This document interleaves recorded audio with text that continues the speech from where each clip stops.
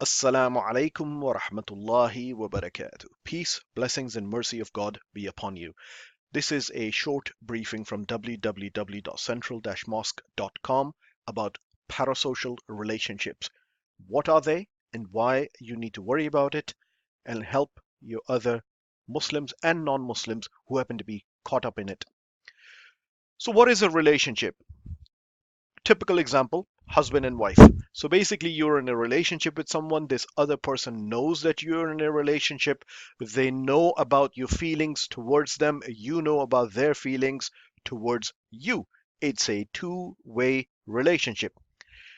A parasocial relationship is basically a one-way relationship where most of the time the other person doesn't even know you exist.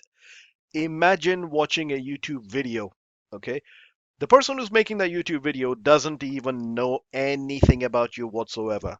That is typically a parasocial relationship, and it is a very serious problem of our times. So let me give you a little bit of history how it started. So parasocial relationships started with TVs and movies. So people in the old days, people used to watch a TV show and then he used to repeat, the next episode used to be next week or 2 weeks or whatever. Or in a movie, people liked an actor.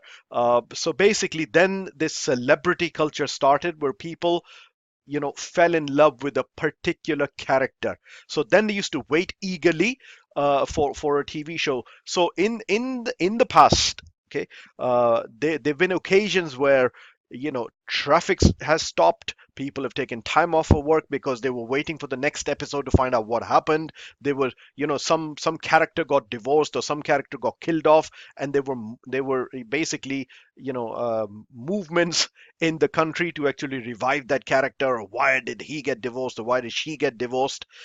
And this is just completely fake. This It's just a character. Or then people basically fall infatuately with the actor in that character.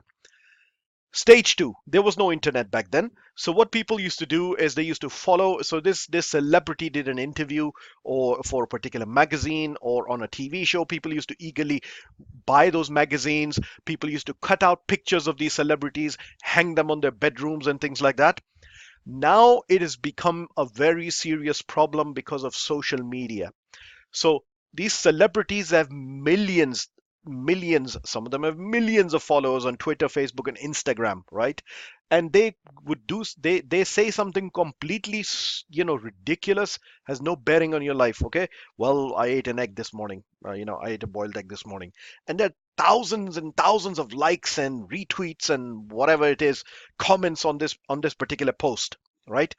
That is a sign of parasocial relationship. So as far as this celebrity is concerned, you don't exist. Now, some of you may have had an opportunity to meet actors in real life, some of you may not. Everything about their life is made up. The people who are running their social media account are highly paid professionals whose job is to keep them in the limelight and actually keep pulling the fans in. An actor is no good if he has no star power or if she doesn't have any star power. When they appear in movies, the fans are the ones who flock to watch these movies, TVs, or it could be a sportsman or sportswoman. So they have a savvy social media team whose entire job is to make sure that they keep the fans hooked in. Same thing happens, when these celebrities, they look nothing like in real life what they look like on camera. The makeup and stuff like that. All the interviews and stuff are highly edited, so on and so forth. So it's a persona being created. There are three stages of parasocial relationships which you need to be aware of. Number one is just on a social level, on entertainment level. So amongst friends, families, and stuff, somebody talks about a particular TV show or a movie or a particular character, and psychiatrists, they say that everybody does it at some point in their life. You will be surprised if you're a practicing Muslim. I'll tie this up in 1 second. Second is when it begins to get personal. This is the stage where you need to worry if this begins to get personal, i.e., so you start in our times, you start Googling about this particular character or person, he or she, is she married? Where does she live? Which school did she go to? or he go to, what happens begins to get personal. Stage 3 is borderline pathological. This is the time where the infatuation reaches such an extent that you will harm yourself or another person for the sake of this relationship. Remember, the key word in this relationship is parasocial. The other person doesn't even know that you even exist. The reason I'm talking about it is for two reasons. The reason I'm making this video is because of two reasons. Number one, I recently heard that basically, in a 3-year-old girl in India slashed herself, killed, slashed herself with a knife or harmed herself or something because of some Bollywood actor, right? So something happened to this actor, and this 3-year-old girl did that. And so basically, there are men and women both. It's not a women thing. Men and women both who harm themselves because some harm came to their love. And remember, parasocial, the other person doesn't even know about it. Now, I know what you're thinking. You're thinking, I'm a Sunnah practicing Muslim. This does not happen to me. I don't even watch TV or movies and stuff. Unfortunately, yes, it does. A lot of Muslims have an infatuation with speakers, da'is, internet motivators, and so on and so forth. Who you take your deen, your Islam from is critical. You need to take your Islam from the right sources, from the scholars and mashayikh who follow the sunnah of Nabi sallallahu alaihi wasallam. The only way you're going to know that is you check their teachers, you check their credentials, and you actually physically check this person out. You're never going to know that from the internet. Now, once again, there are people on the internet, Muslims, mashallah, doing good work, speakers and da'is and stuff, who people retweet and stuff and think, mashallah, Sheikh had some proper words of wisdom. I happen to know some of these sheikhs with thousands of followers, some, close to 1 million followers, right? Half the time they have a paid social media team. They're not tweeting anything like that at all.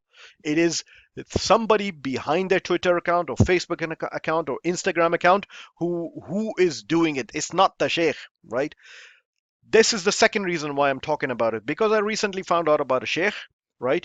So basically, literally hundreds of thousands of followers around the world.